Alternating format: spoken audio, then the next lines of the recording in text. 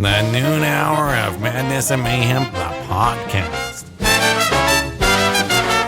I feel like they copied Nine Inch Nails somewhat with that song there. Maybe a little bit. I mean, it's a good new song, but it's just kind of average, kind of like the last Sleep Token album, the new one. It's or the last couple of I Prevail songs. Yeah, bands. It happens with every band, Peaches. They reach, like some kind of a peak, and it's really hard for them to ever get back to that. Like with Nine Inch Nails, for example, I'd say the Downward Spiral, that was their big peak. The Fragile was pretty big, and I like everything they put out since, but nothing matches those two albums. Or, I don't know, you think about like Ozzy.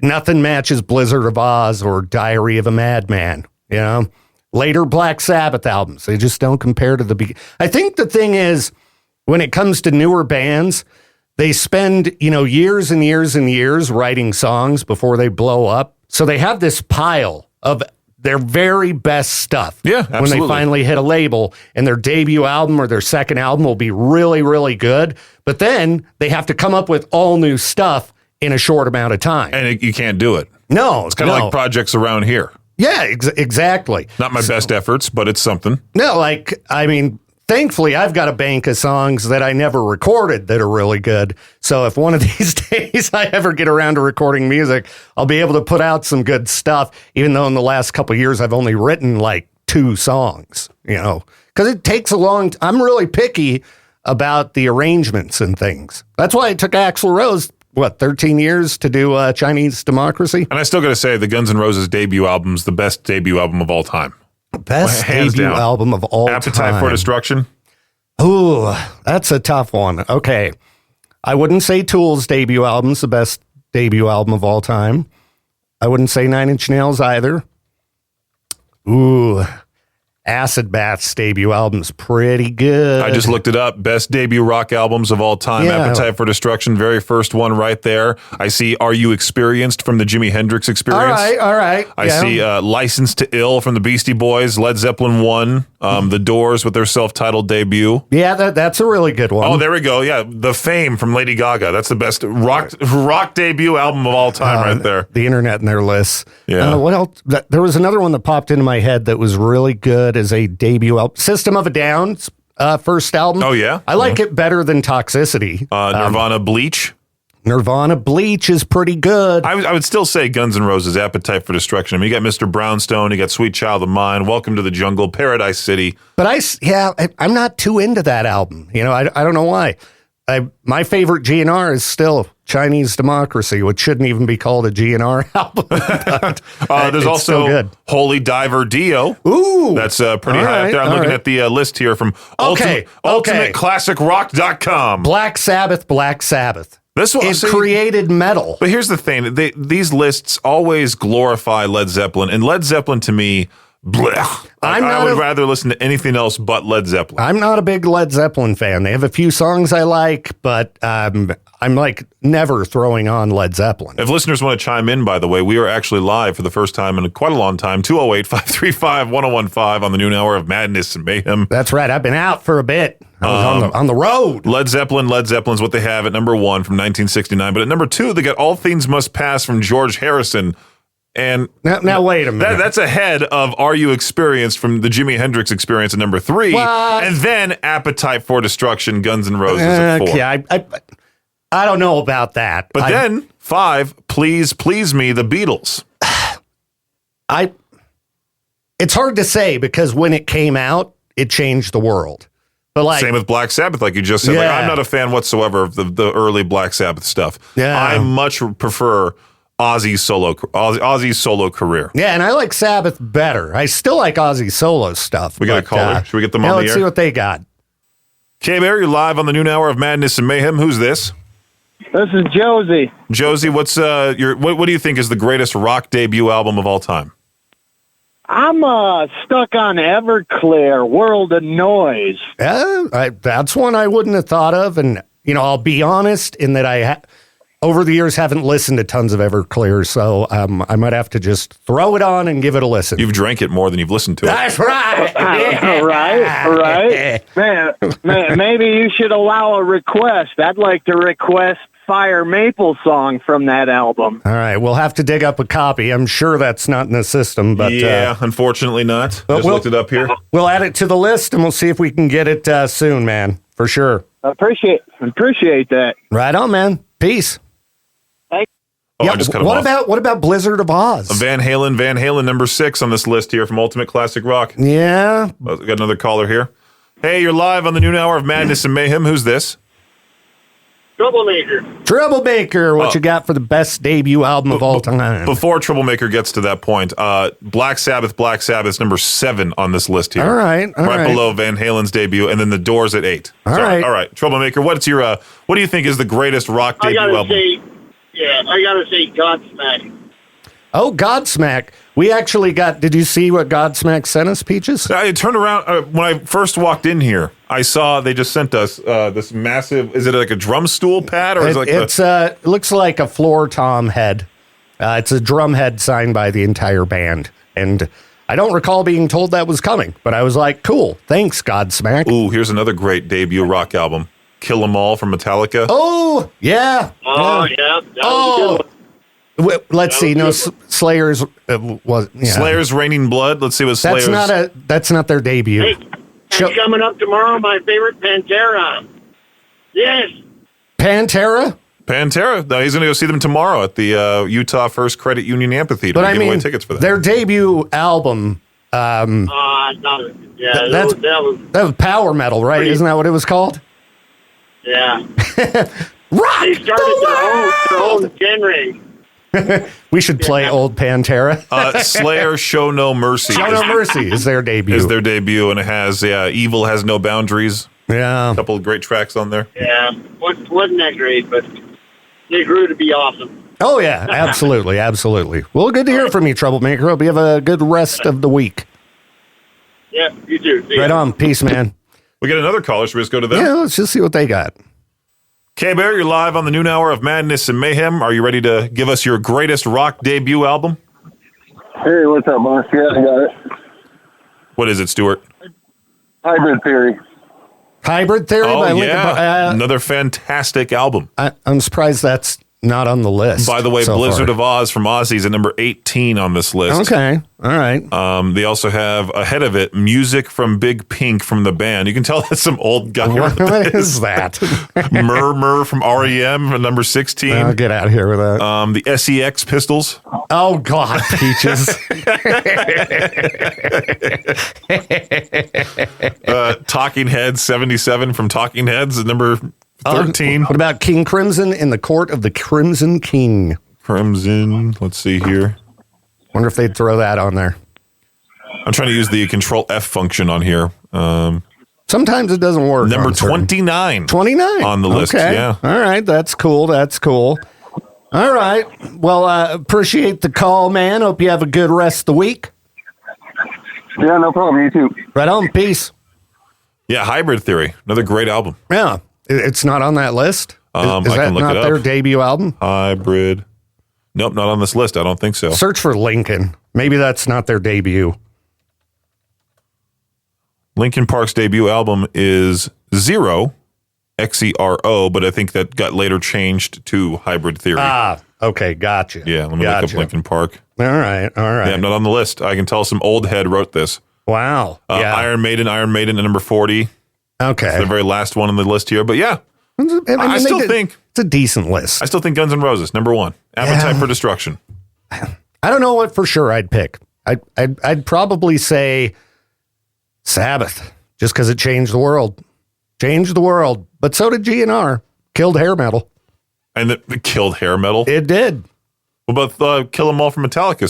Did that start thrash I metal? don't think that started thrash metal. Oh, what started thrash metal? Should we look that up real fast? I think like Exodus gets the crown for that, or maybe even what's that band's name they made the documentary about?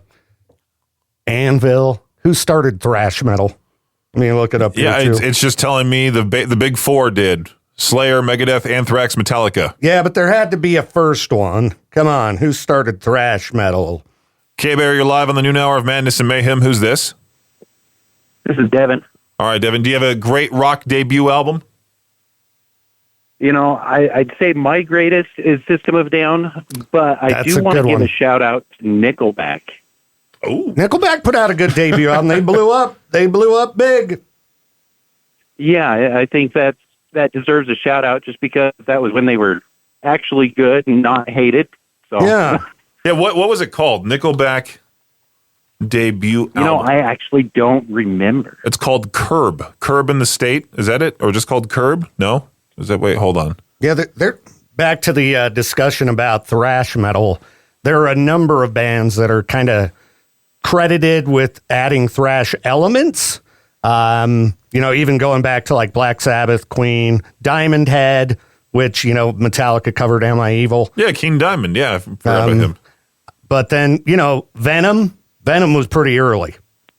Maybe Venom. Hard to say. But, well, good picks, man. Appreciate the call. Hey, thanks. All right, peace. All right, we'll be back with I think it's enough of that crap, Peaches. 11 minutes on the air. Shut up and play the music. Well, right. It's the noon hour of madness and mayhem. I am Peaches. I'm Viktor Wilt. Peaches, did you see this advice post where somebody said, my girlfriend hasn't kissed me since I ate a cricket 2 months ago? That's the whole post. Did mine post that? Was it from a particular girl that might rhyme with Bobry? No, this was my girlfriend hasn't kissed me since I ate a cricket 2 months ago. So I saw you smooching at the show, Peaches, so you're not the cricket eater. But do you think she would kiss you if you ate a cricket? If I told her, probably not. I don't know. Well, she would eventually, right? She likes to hide off the air. Otherwise, I would call her right now and try to get her on here. Oh, but she doesn't like to be on the She air. doesn't like the digital footprint, anything of that sort. So, okay, There's all right. nothing posted on social media. Because, we've eaten a lot of crickets around here. And she's real. You saw her. I think Troublemaker called into traffic school on Friday and was like, we need to see if Peach's girlfriend's real. She is real. I met her. She's very nice, and she does exist. So, And she's also tall, too. She's tall. You guys are going to create monsters. Just like in Game of Thrones where the one guy is talking to the giant woman. He's like, oh, the monsters we create together. Maybe I should put that in the Peach's Pit Party imaging. You should. I was just thinking, this might be a troll post. Because if not, how long, if your girlfriend refused to kiss you for eating something, at what point would you finally dump her? I just talked about some other post about this girl went on a date with some guy. They went to the restaurant, and the guy was making snide comments the entire time, like, you really eat that? That's what is that you're eating? What an idiot. This is gross. Why are you eating that food? They just kept making comments like that to the point where she's like, I'm out of here, and just left the restaurant. Well, there are weird people out there that, I don't know, maybe they date to troll, or they just do not understand how to be a human being. Well, I don't talk at all when I eat. I just focus on the food, and that's it. Meanwhile, Aubrey and her family, all they do is talk the entire time. And they ask me, like, how's the food? I'll look up with like a mouthful of food and be like, what do you want? And then they kind of get the hint. Well, maybe you should throw in a little conversation here and there, Peaches, because people like to hear people talk, especially, if you're a radio person, they expect you to talk. Well, I already talk multiple hours out of the day, every single day. Last thing I want to do is, talk if I'm not getting paid for it. Well, that's why I tell people to text me. When my phone rings, I'm like, what are you doing? Right. Don't you know what I do all day? I hate the forced etiquette when it comes to being on the phone with people. Why can't I just be like, what do you want? I know you do, because you don't even say goodbye. You just all of a sudden click. Yeah. And you're like, okay, Peaches is off the phone. If I ever say goodbye to somebody, it usually means like, I'm never talking to you again. Yeah, you don't do that with listeners, though. You'll say something like peace or, I'll say, see ya. Cool. See ya. Yeah. Chat with you later. But you don't do that on the phone. No. You'll call me, talk to me about something for, 10 minutes, and then all of a sudden you're gone. I got what I needed to talk to you about. That's it. That's all we got to do. And it's probably something you could have texted me for. Don't call my phone. Ah! We got more advice on the noon hour of madness and mayhem, or people are posting an r/advice.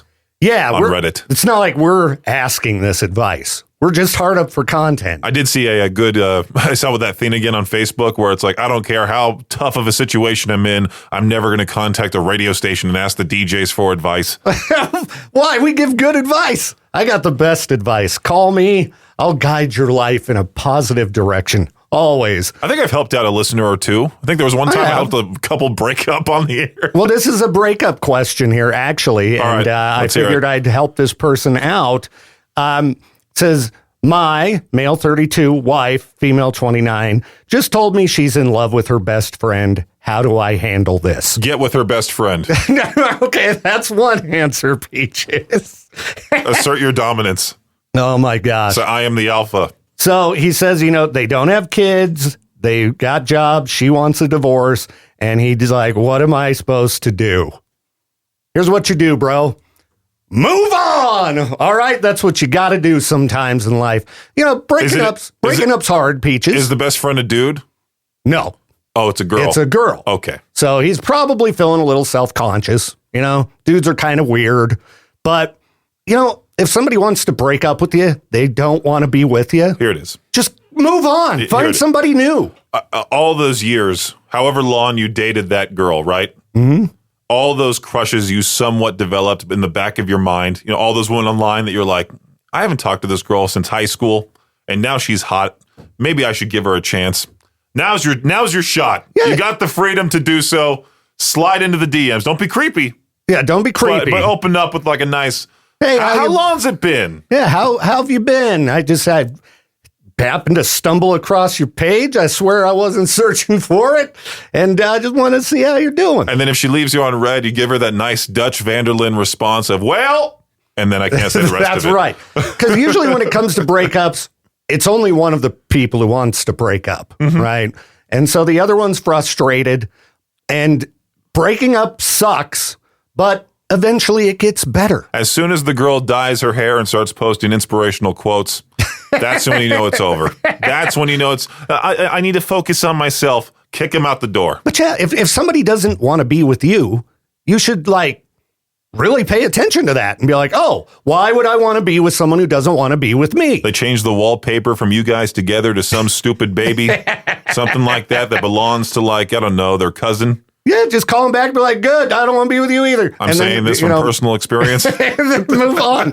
Just move on. It just blows my mind how psycho some people get when it comes to breaking up. I'll show them. It's like, just look at me now. Get a life. I'm on a radio show, Victor. Where's she at? Not doing anything.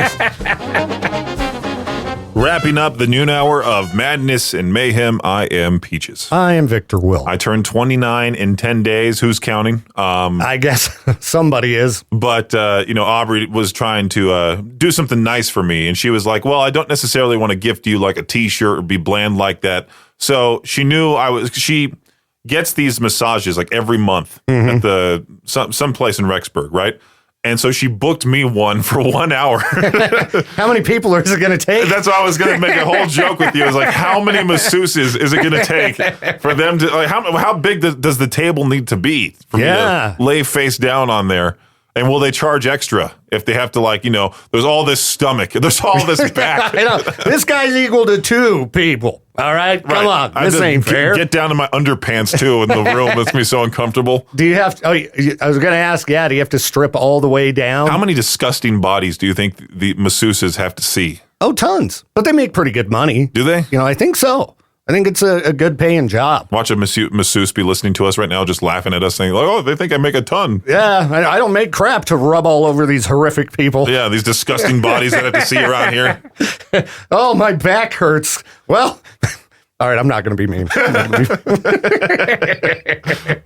Put it to a Peaches needs a pal video. Before we get to today's massage, can you just pan the camera on your phone from right to left? I'm just sitting by myself on the table, just in my underpants, and then we'll put it on.